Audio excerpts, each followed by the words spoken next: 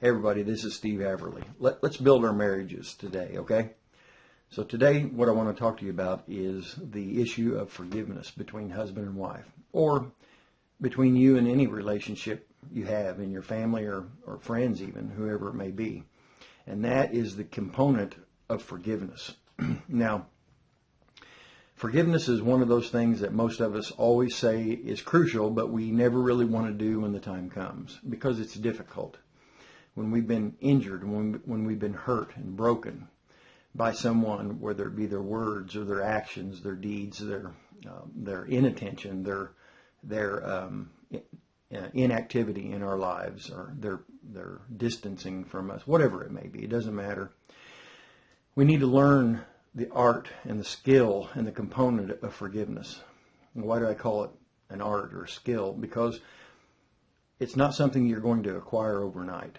It takes practice. It takes perfect practice. You know, the old saying that says that practice makes perfect. Not really. Perfect practice makes perfect. And so what do you have to do to practice that? Well, you need to, and I need to, practice it skillfully. We have to think about what we're doing. We have to be consciously aware of forgiveness toward the person that's hurt us. You know, Jesus told us that if we can't forgive our brothers and sisters, which includes our spouse, then we can't be forgiven. And being forgiven is at the center of Christianity. You know, Jesus died on the cross to forgive me and you and all of the people we know and have ever lived for their sins and their misdeeds and their misgivings, their sin. So if we expect any sort of forgiveness from God or from anyone else, we have to be a giver of forgiveness. And one of the hardest things to do is to do that with your spouse. Well, I believe that one of the reasons that makes it so difficult is because the closeness of the husband and wife relationship. The people who are the very closest to you in life are the ones who are able to hurt you the most with even the smallest of infractions against you.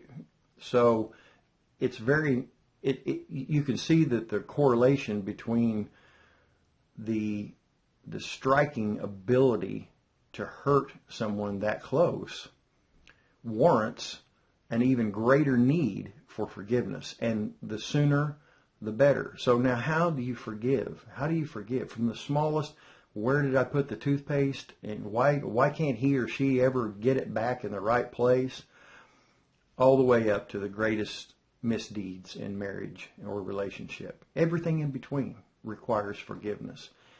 And we have to practice that. You know, you can't just simply forgive. You know, I mean, you might be able to, but many times it'll take, especially how deep the wound is, will determine how soon or how fully you or I are capable of forgiving fully.